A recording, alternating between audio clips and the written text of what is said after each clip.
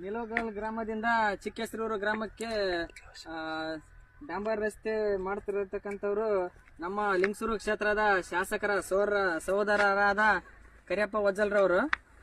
ಸುಮಾರು ನಿಲೋಗಲ್ಲಿಂದ ಚಿಕ್ಕೇಸರೂರಿಗೆ 5 ಕಿಲೋಮೀಟರ್ ಆಗುತ್ತೆ ರಸ್ತೆ. 5 ಕಿಲೋಮೀಟರ್ ರಸ್ತೆ 3 ಕೋಟಿ ಚಿಲ್ಲರ ಟೆಂಡರ್ ಆಗಿದೆ.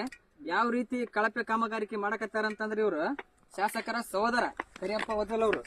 ಇಲ್ಲಿ ನೋಡ್ರಿ ಎಂತ ರೀತಿ ಕಳಪೆ ಕಾಮಗಾರಿಕೆ ಮಾಡ್ತಾರಂದ್ರೆ ಇವರು. ಇದು ಡಾಂಬರ್ ರಸ್ತೆ. ಇವ್ರು ನೋಡ್ರಿ, ಇವ್ರು ಮಾಡ್ತಕ್ಕಂಥ ಡಾಂಬರ್ ರಸ್ತೆ ಇದೆಲ್ಲ ಕಿತ್ರಿ.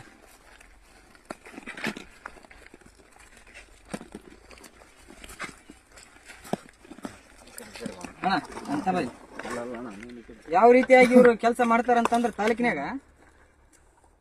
ಇವ್ರಿಗೆ ತಾಲೂಕಿನಾಗ ಒಂದು ರೈತರು ಜಮೀನು ಸಾಲಲ್ಲ, ರೈತರು ಮಣ್ಣು ಕಟ್ಟ್ಯಾರ.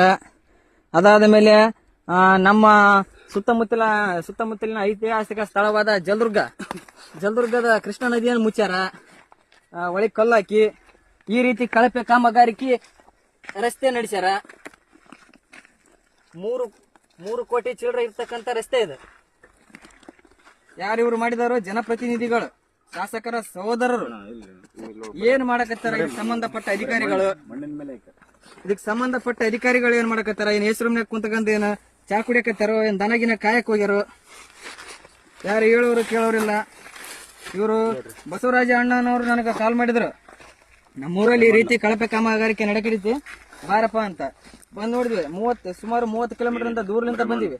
ಇನ್ನು ಮೇಲೆ ಲಿಂಗಸೂರು ತಾಲೂಕಿನಾಗ ನೀವು ಎಲ್ಲಿಯಾದ್ರೂ ಈ ರೀತಿ ಮಾಡಿದ್ರ ನಾವು ನಿಮ್ಮಿಂದ ಯಾವಾಗ್ಲೂ ಇದೇ ರೀತಿಯಾಗಿ ನಿಮ್ಮನ್ನ ಪ್ರಶ್ನೆ ಮಾಡ್ತೀವಿ. ನೀವು ಯಾವ ರೀತಿ ಲಿಂಗಸೂರು ತಾಲೂಕಿನಾಗ ಯಾವ ಮೂಲೆಯಾಗ ಒಂದು ಕೆಲಸ ಮಾಡಿದ್ರು ನಾವು ನಿಮ್ಮನ್ನ ಬಿಡಂಗಿಲ್ಲ. ಸೀದಾ ಕೆಲಸ ಮಾಡ್ರಿ. ನೀವೊಬ್ಬ ಜನಪ್ರತಿನಿಧಿಗಳಿದಿರಿ.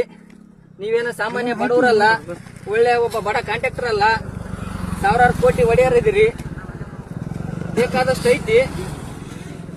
ರೈತರ ಜಮೀನಾಗ ಮಣ್ಣು ಬಿಡಗಲ್ಲ ಅಂತಂದ್ರ ಮೊನ್ನೆ ಆಗಿ FIR ಕೂಡ ಆಗೈತಿ ನಿಮ್ಮ ಮೇಲೆ. ತೆಗಿಯೋಣ,